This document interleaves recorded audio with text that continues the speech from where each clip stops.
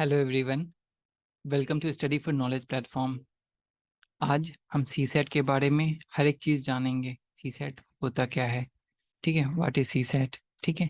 Next, Y C set, मतलब सी set होता है तो क्यों होता है, ठीक है, और हमें पढ़ना है तो क्यों पढ़ना है। नेक्स्ट है, अगर पढ़ना ही है तो कैसे पढ़ना है, how to study CSAT, ठीक है। और क्या पढ़ना है उसके लिए हमारे पास कुछ टॉपिक्स हैं जो यूपीएससी ने प्रीवियस ईयर क्वेश्चन के थ्रू बताया है और अपने सिलेबस के थ्रू बताया हुआ है, ठीक है। तो ये सारे टॉपिक को मैंने लिखा हुआ है, ये पीडीएफ आपको मेरे टेलीग्राम चैनल पे मिल जाएगी, ठीक है। टेलीग्राम चैनल हैंडल का नाम है CSAT by H R, ठीक है। उसके बाद हम डिस्कस करेंगे, मेरी एक कोर्स आ रही है सी सेट मैथ्स एंड रीजनिंग वाले टॉपिक, फाउंडेशन कोर्स है, तो हम सभी के बारे में डिस्कस करेंगे अभी, ठीक है। तो स्टार्ट करते हैं, चलिए। CSAT, what is CSAT, ठीक है। इससे पहले हम जानें कि क्या सी सेट होती है, मतलब सी सेट क्या होती है, उससे पहले हम ये जानेंगे इसका फुल फॉर्म क्या होता है। सिविल सर्विस एप्टीट्यूड टेस्ट, ठीक है। सी सेट का फुल फॉर्म होता है सिविल सर्विस एप्टीट्यूड टेस्ट। ये यूपीएससी के द्वारा नाम दिया गया नहीं है, ठीक है। ये बस एक मार्केटिंग नाम है जो इन जनरल आप मार्केट में सी सेट के नाम से जानते हो। यूपीएससी ने इसका नाम रखा हुआ है general studies prelims, sorry prelims के अंदर में जनरल स्टडीज पेपर 2, ठीक है, ये होती है। और सी सेट पेपर जो होता है हमारा, ये होता कहाँ कहाँ पे है, ठीक है। तो एक तो यूपीएससी के अंदर पेपर होती है ना, पेपर 2 जनरल स्टडीज पेपर 2 सी सेट ही है, ठीक है, यूपीएससी की। और different different state public service commission में भी ये एग्ज़ाम होती है। जैसे कुछ स्टेट पब्लिक सर्विस कमीशन जिसको मैं जानता हूँ वहाँ पे ये पूछती है, जैसे Jammu Kashmir public service commission में सी सेट का पेपर अलग होता है, यूपी पब्लिक सर्विस कमीशन में सी सेट का पेपर अलग होता है, हरियाणा पब्लिक सर्विस कमीशन में सी सेट का पेपर अलग होता है, और different different state public service commission में सी सेट का पेपर अलग होता है या नहीं होता है। लेकिन मैथ्स एंड रीजनिंग के क्वेश्चन इंक्लूड, अगर अलग नहीं होता है तो जीएस पेपर में इंक्लूड कर देते हैं कुछ 10-15 क्वेश्चन, ठीक है। अगर अलग होता है तो आपके एक सी सेट के पेपर ही, क्वालिफाइंग पेपर ही रेडी हो गई है फिर तो, है ना। तो CSAT very important if you want to become what, IAS IPS IRS IFS, foreign service officer, है ना। तो इसलिए हमें ये पढ़ना पड़ेगा, ठीक है, क्योंकि आपने सिविल सर्विस की प्रिपरेशन में इंटर किया है आपने, तो पढ़ाई तो करनी पड़ेगी, ठीक है। There is no other option other than studying, although luck is involve there, but you can not only depend on luck. तो सी सेट के अंदर क्या क्या होता है वो देखते हैं हम। सी सेट के अंदर इसको ब्रॉड टॉपिक में हम जब डिवाइड करते हैं तो सबसे पहले जो टॉपिक आती है वो है पैसेज एंड कॉम्प्रीहेंशन, ठीक है। नेक्स्ट टॉपिक है मैथ्स, नेक्स्ट टॉपिक है रीजनिंग। तो पैसेज एंड कॉम्प्रीहेंशन से है ना हर साल लगभग लगभग 30 क्वेश्चन आती है, ठीक है। मैथ्स एंड रीजनिंग कंबाइंड करके अप्रॉक्स 50 क्वेश्चन आती है, क्योंकि टोटल 80 क्वेश्चन आती है ना हर एक साल। तो पैसेज एंड कॉम्प्रीहेंशन का क्या है कि वो सिंपली आपको एक पैसेज देते हैं, ऐसा नहीं है कि पैसेज बहुत ईजी होता है, पैसेज देते हैं, इसको रीड करना है, इसको एनालाइज करना है, इसको इंटरप्रेट करना है, फिर यहाँ पे नीचे क्वेश्चन होंगे, उसमें 4 ऑप्शन होंगे, उन 4 ऑप्शन को सिलेक्ट करना है, ऐसा कि ये जो पैसेज लिखा है इसके बेस्ड पे सिलेक्ट करना है, ठीक है आपको। तो यहाँ पे सिंपली एनालिटिकल स्किल आपकी काम आती है, ठीक है। और आप इस क्वेश्चन को पढ़ के यहाँ पे सॉल्यूशन सामने, क्वेश्चन मतलब आपके पास आंसर भी सामने है, ऑप्शन भी सामने। अब इसी में से कोई कुछ तो कीवर्ड होगा जिससे ही आपकी आंसर मैच करेगी। तो मतलब जो भी क्रक्स है आपको यहाँ पे सिंपली उसको डिकोड करके यहाँ पे आंसर सेलेक्ट करना है। तो मैं बिल्कुल ऐसा नहीं बोल रहा हूँ कि ये सिंपली आप पढ़ोगे और आंसर आ जाएगा, ठीक है। इसे भी करने के लिए अच्छी खासी प्रैक्टिस चाहिए होती है, क्योंकि पैसेज भी इजी नहीं होते हैं, क्योंकि ये सब्जेक्टिव क्वेश्चन हो गया है ना, पैसेज इन कॉम्पिटिशन सब्जेक्टिव है। अभी आते हैं मैथ्स एंड रीजनिंग पे। मैथ्स एंड रीजनिंग में आपने क्वेश्चन सॉल्व किए, आंसर आया, आंसर ऑप्शन में है तो आंसर वही होगा, इसमें कोई सब्जेक्टिविटी नहीं है, ठीक है। तो मैथ्स का सिंपल है, मैथ्स आती है, क्वेश्चन सॉल्व करो, आंसर आया, ऑप्शन देखो, मैच कर रही है, टिक लगाओ, नेक्स्ट क्वेश्चन पे मूव करो, ठीक है।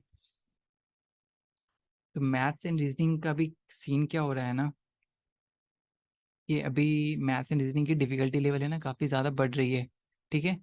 डिफ़िकल्टी लेवल काफ़ी ज़्यादा बढ़ रही है। तो डिफ़िकल्टी लेवल बढ़ रही है, तो इसके लिए क्या किया जाए? तो करने से पहले पहले हम समझते हैं डिफ़िकल्टी लेवल बढ़ कैसे रही है, ठीक है। तो 2023 का सीसेट का पेपर आपने अगर देखा होगा, 2023 का सीसेट का पेपर अगर आपने देखा होगा, तो यहाँ पे 7 क्वेश्चन जो है प्रीवियस ईयर आईआईटी के क्वेश्चन से, मतलब आईआईटी एग्ज़ाम में जो एंट्रेंस एग्ज़ाम होती है ना, 11th-12th में जो बच्चे मतलब जो भी मैथ्स पढ़ते हैं, वो कंटेंट सिर्फ एनसीईआरटी अगर कोई पढ़ता है तो उसकी आईआईटी की मैथ्स वाली पेपर क्लियर नहीं होगी, क्योंकि आईआईटी के लिए ना जो मैथ्स होती है ना, वो उसकी डिफ़िकल्टी लेवल थोड़ी सी अप होती है। डिफ़िकल्टी लेवल अप होती है इन द सेंस कि एडवांस्ड टाइप की होती है, जो इंजीनियरिंग के फर्स्ट ईयर में पढ़ते हैं ना, उस टाइप की आईआईटी में पूछते हैं क्वेश्चन। वैसे वैसे 7 क्वेश्चन यूपीएससी ने 2023 में पूछे हैं, फिर 5 क्वेश्चन, ठीक है, प्रीवियस ईयर क्वेश्चन में, मतलब प्रीवियस ईयर क्वेश्चन, कैट के प्रीवियस ईयर क्वेश्चन से 5 क्वेश्चन पूछी है यूपीएससी ने, जो आईआईएम में एडमिशन के लिए होता है, ठीक है, एमबीए करने के लिए, ठीक है। तो यूपीएससी ऐसा खेल खेल रही है। यूपीएससी तो यही कहती है ना कि 10th लेवल तक की मैथ्स आप पढ़ लो, सीसेट पेपर क्लियर हो जाएगी आपकी, ठीक है। लेकिन यूपीएससी अपनी मतलब जो बोल रहा है वो तो फॉलो खुद नहीं कर रहा है। तो अभी क्या किया जा सकता है? तो 2023 के बाद कुछ लोग अपसेट थे, ऑब्वियसली बहुत ज़्यादा लोग अपसेट थे, तो उन्होंने यूपीएससी के ऊपर केस फाइल किया है। तो वो केस चल रही कैट में, ये कैट और ये कैट डिफरेंट है, ठीक है। ये कैट कॉमन एप्टीट्यूड टेस्ट है, ये कैट सेंट्रल एडमिनिस्ट्रेटिव ट्रिब्यूनल है, ठीक है, जो article 323A of the Indian constitution के अकॉर्डिंग कॉन्स्टिट्यूटेड है, ठीक है, पार्लियामेंट के द्वारा इसे बनाया गया है। तो यहाँ पे केस फाइल की गई है यूपीएससी के ऊपर। तो यूपीएससी को कैट ने नोटिस भेजा है कि आप इसके ऊपर जवाब दो, लेकिन प्रीलिम्स की रिजल्ट ऑलरेडी आउट हो चुकी है, ठीक है, और मोस्ट प्रोबेबली यूपीएससी के फेवर में ही जाएगा, क्योंकि स्टूडेंट की डिमांड ये थी या तो प्रीलिम्स सीसेट का पेपर वापस लो, मतलब फिर से कंडक्ट करो, या तो फिर कट ऑफ रिड्यूस करो, ठीक है। तो अभी इसके ऊपर अभी जवाब यूपीएससी का आया नहीं है, बाकी जो आएगा तो आप न्यूज़ फॉलो करोगे तो आपको पता चल जाएगा, ठीक है। नेक्स्ट है वाई सी सेट, हमें सी सेट क्यों पढ़ना है, ठीक है। तो मैंने बताया था, लेकिन फिर से बता रहा हूँ, आपको बनना है आईएएस, ठीक है, इंडियन एडमिनिस्ट्रेटिव सर्विस में जाना है, इंडियन पुलिस सर्विस में जाना है, ठीक है, इंडियन पुलिस सर्विस। नेक्स्ट आपको जाना है आईआरएस, इंडियन रेवेन्यू सर्विस, ठीक है, Indian forest service, Indian foreign service. ये सब सारे सर्विसेज हैं, ठीक है, जहाँ पे आपको इंटर करना है, ठीक है। तो इंटर करने के लिए 3 स्टेजेस हैं यूपीएससी के एग्ज़ाम में। पहला पेपर है प्रीलिम्स, दूसरा पेपर है मेंस, तीसरा पेपर है, पेपर बेसिकली एग्ज़ाम है, इंटरव्यू, ठीक है। तो इस प्रीलिम्स के पेपर के अंदर 2 पेपर होती है ना, जीएस पेपर 1, ठीक है, जीएस पेपर 2, जिसे हम सीसेट के नाम से जानते हैं, ठीक है, ठीक है। तो ये पेपर जो होता है ये क्वालिफाइंग नेचर का होता है। इसका मतलब ये है 33% ऑफ 200 मार्क्स आपको लाने हैं। इसका ये मतलब है कि 66.67 से ज़्यादा नंबर आपको चाहिए, ठीक है, ये एग्ज़ाम क्वालिफाई करने के लिए। जीएस पेपर 1 का कट ऑफ डिसाइडेड नहीं होता है पहले से, ये आपको मतलब हर एक साल क्वेश्चन के डिफ़िकल्टी लेवल या वैकेंसी के ऊपर, है ना, ये सब चीज़ें इन्वॉल्व करते हुए कट ऑफ डिसाइड होती है हर एक साल। तो ये फिक्स नहीं है, ठीक है। अगर इस पेपर में आपने कट ऑफ क्रॉस भी कर लिया, अगर इसमें आपकी 66.67 से मार्क्स कम है, तो आप मेंस नहीं लिख रहे हो, क्या मेंस नहीं लिख रहे हो, तो सीसेट को बिल्कुल भी लाइट नहीं लेना है, ठीक है, क्योंकि ये आपकी प्रिपरेशन को 1 साल डिले करेगा, ठीक है। 1 साल की आप अभी जिस फेज़ में हो, जिस लाइफ के मतलब लाइफ की जिस फेज़ में हो, ये आपकी सबसे प्रोडक्टिव ईयर है, ठीक है, और उस प्रोडक्टिव ईयर का आपका 1 साल बर्बाद कर सकता है ये सीसेट, ठीक है।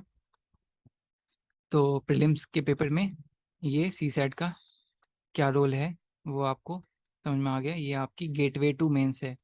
अगर इस पेपर में क्रॉस लगा इन द सेंस कि आपने इसको 33.3% मार्क को क्रॉस नहीं किया, तो आप मेंस तक पहुंचोगे नहीं। आपने प्रीलिम्स में पेपर 1 में जितना भी अच्छा किया हो, कोई फर्क नहीं पड़ता। यूपीएससी को उसकी कंडीशन डिफाइंड है, 66.67 पर मार्क्स लाओ। अगर आपने जीएस पेपर 1 में कट ऑफ क्रॉस किया है तो आप मेंस लिखोगे, मेंस में अच्छे नंबर लाओ तो मेन इंटरव्यू के लिए सिलेक्ट होगी, इंटरव्यू में अच्छे नंबर लाओ तो फिर आपके लिए IAS, IPS, IRS, IFS, forest foreign service वो है वहाँ पे, ठीक है। इसके अलावा अभी देखो, हम सी सेट पढ़ते हैं तो इसमें सी सेट में बहुत सारे टॉपिक है जो हम पढ़ते तो हैं, ठीक है। सी सेट के अंदर सी सेट क्वालिफाई भी करते हैं हम, ठीक है, क्योंकि अगर हमें जो बनना है और वो हम बन गए तो ऑब्वियसली हमने सी सेट क्वालिफाई किया है ना। अगर हमने सिविल सर्वेंट बनना है और हमें सी सेट मैथ्स एंड रीजनिंग के थ्रू हमें गुजरना ही पड़ेगा, ठीक है।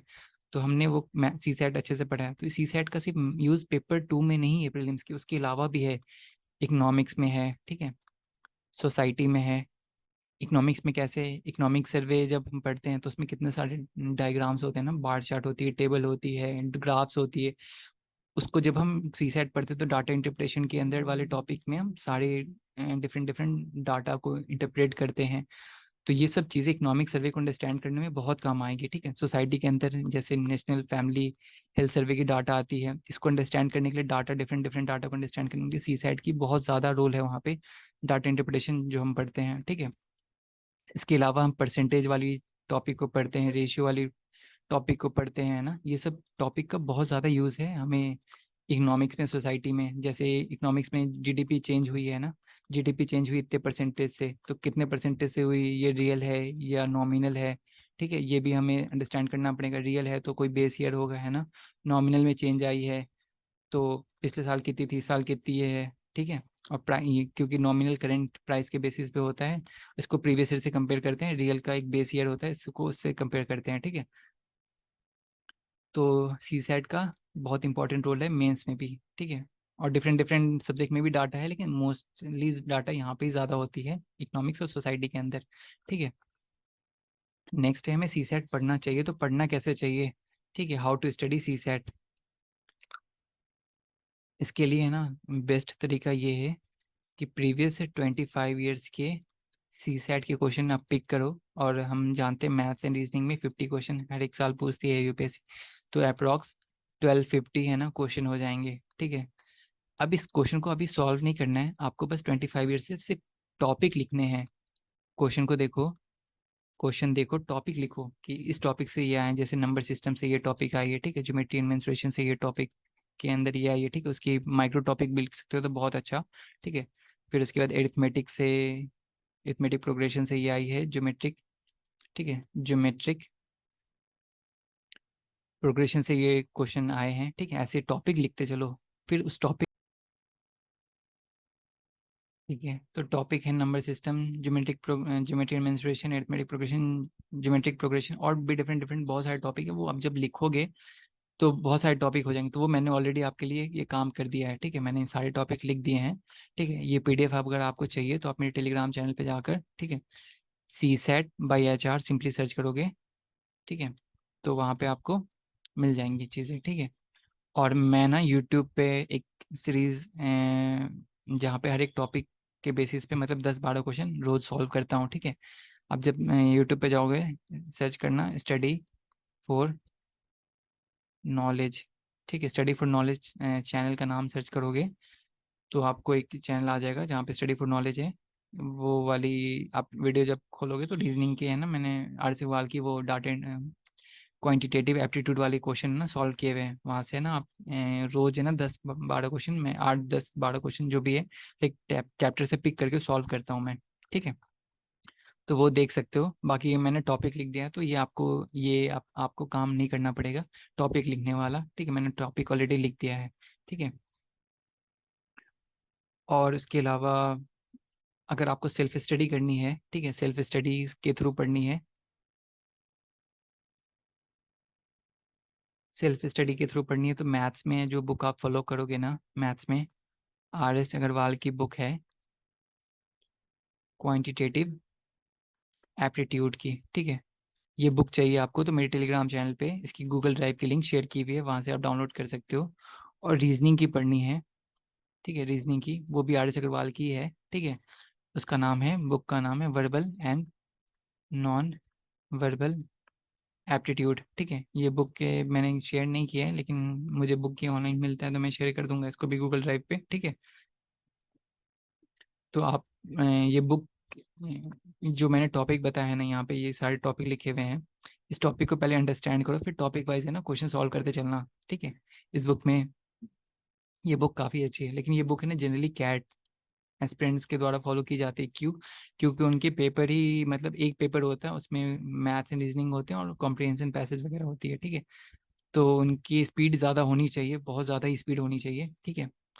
तो इसलिए है ना उनको रिगुलसली प्रैक्टिस करनी होती है। लेकिन क्या है, आप यूपीएससी सिविल सर्वेंट सर्विस की एग्जामिनेशन की प्रिपरेशन कर रहे हो तो आपके पास और भी बहुत सारे सब्जेक्ट पढ़ने हैं ना। जीएस में कुल मिला के टोटल प्रीलिम से लेके इंटरव्यू तक के एग्जाम देखे जाए तो टोटल 12 एग्जाम में आपको अपियर होने हैं, और उस 12 एग्जाम के अंदर different different topics paper cover करनी है आपको, ठीक है।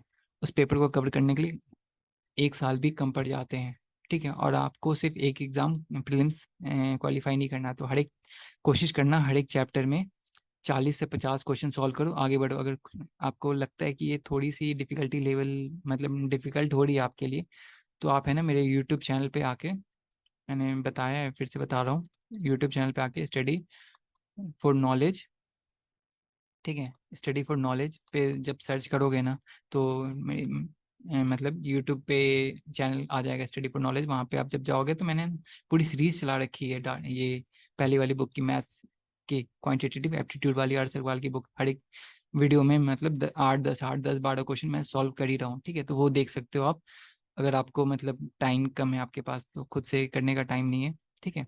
बाकी मैं तो कहूँगा मैथ्स एंड रीजनिंग ऐसा टॉपिक है जो खुद से ही करनी चाहिए। हेल्प चाहिए तो वो वीडियो हेल्पफुल है, कि क्वेश्चन सॉल्व कैसे करना है वो क्वेश्चन, मतलब आप 10 क्वेश्चन देख लोगे ना कि मैंने क्वेश्चन सॉल्व कैसे किया है, तो आपके अंदर भी वो क्वालिटी डेवलप होगी धीरे धीरे। तो जब आपके अंदर वो क्वालिटी डेवलप हो जाएगी ना तो फिर आप खुद से पेपर सॉल्व कर पाओगे, ठीक है। तो टेलीग्राम हैंडल का नाम ये है CSET/HR, ठीक है। और मेरा वेबसाइट पे आप विजिट कर सकते हो www.studyforknowledge.com, ठीक है। यूट्यूब पे आप सिंपली ये भी लिंक क्लिक कर सकते हो या टाइप कर सकते हो www.youtube.com/@studyforknowledge, ठीक है। तो हम जिस पेपर के लिए बात कर रहे हैं, ये अभी यहाँ पे तो यूपीएससी लिखा हुआ है, लेकिन different different state public service commission में भी ये चीज़ एग्जैक्टली सेम एप्लीकेबल है, ठीक है।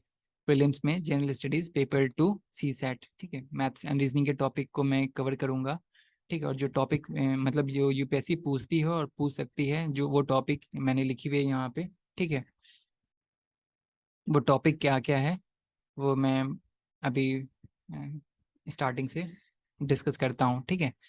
फर्स्ट टॉपिक है basics of maths and basics of maths है, ठीक है। उसके अंदर डिफरेंट डिफरेंट टॉपिक्स है, देखते हैं अभी सब। How to read a number, ठीक है। सबसे पहले how to read a number पहले अंडरस्टैंड करेंगे, कैसे नंबर को रीड किया जाता है, डिफरेंट टाइप्स ऑफ नंबर क्या होते हैं वो समझेंगे, प्राइम नंबर कंपोजिट नंबर को डिस्कस करेंगे, ठीक है। सबकी बेसिक्स को अच्छे से पढ़ेंगे कि क्वेश्चंस में डिफिकल्टी नहीं आनी चाहिए, ठीक है। Square cube and their respective root पढ़ेंगे, ठीक है। सर्च एंड इंडिसेस पढ़ेंगे, डिविजिबिलिटी पढ़ेंगे, ठीक है। नंबर एंड एक्सपेंशन पढ़ेंगे, HCF एंड SCF LCM पढ़ेंगे, ठीक है।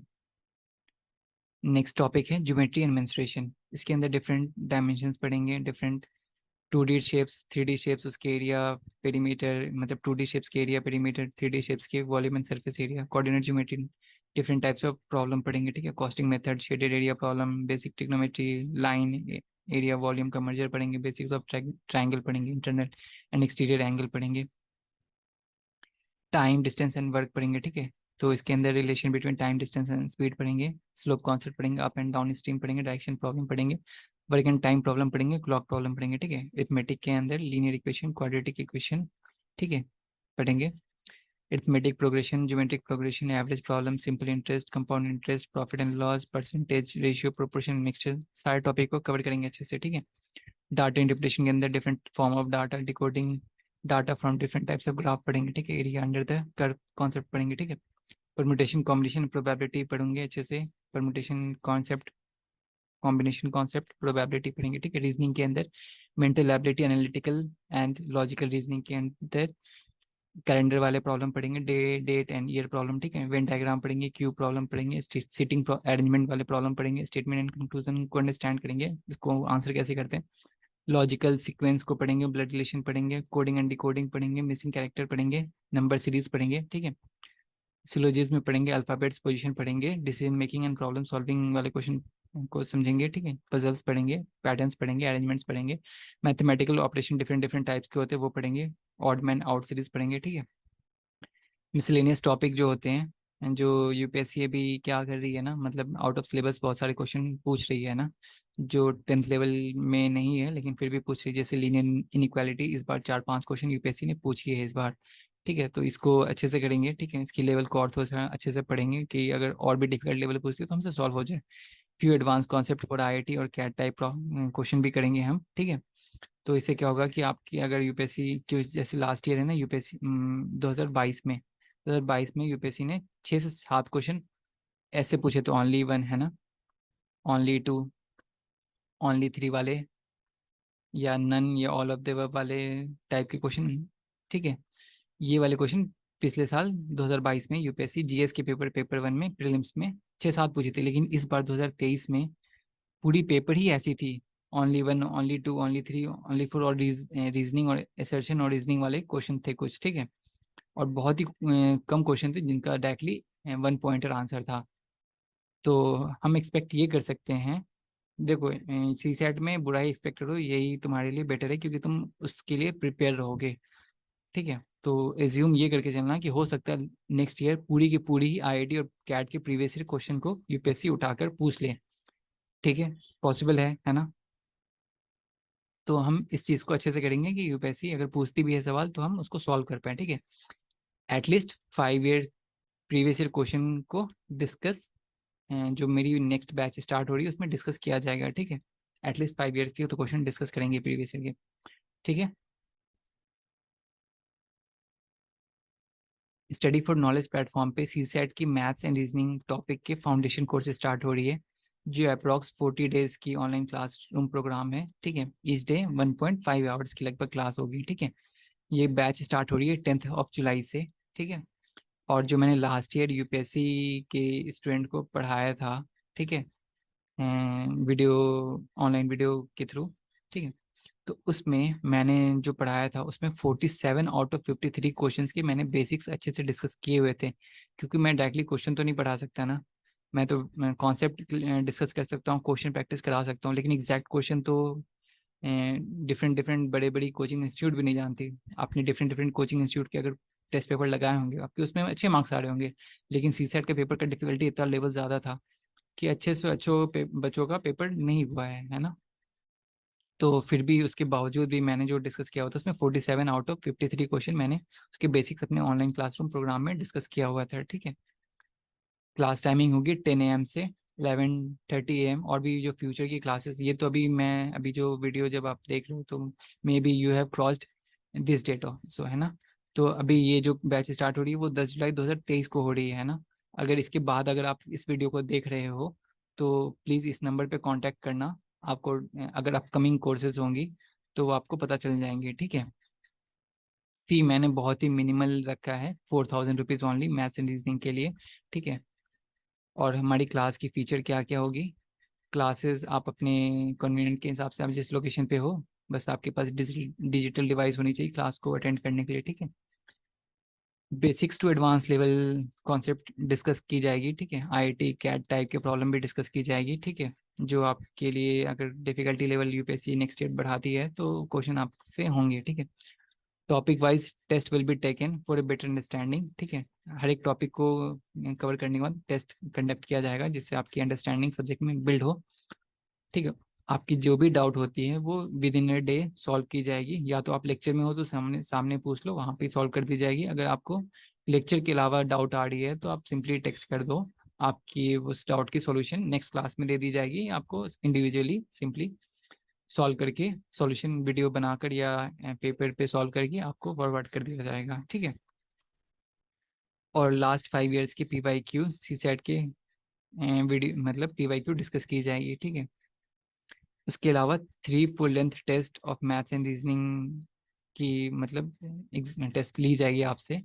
और 3 फुल लेंथ टेस्ट, ये जो coaching institute, different different coaching institute जो क्वेश्चन पेपर सॉल्व करती है, जिसमें 30 क्वेश्चन कॉम्प्रिहेंशन पैसेज के होते हैं, और तो मेरे जो फुल लेंथ होंगे इसमें 80 के 80 क्वेश्चन मैथ्स एंड रीजनिंग के होंगे, और ऐसे वैसे क्वेश्चन नहीं होंगे, क्योंकि यूपीएससी की डिफिकल्टी लेवल सी सेट में बढ़ रही है। तो मैंने भी पेपर ऐसा बनाऊंगा कि लगना चाहिए कि यूपीएससी 2024 का पेपर अगर आता है, toughest of the toughest paper अगर भी आता है, तो आप उसके लिए तैयार रहोगे। मैं ऐसा पेपर बनाऊंगा, ठीक है।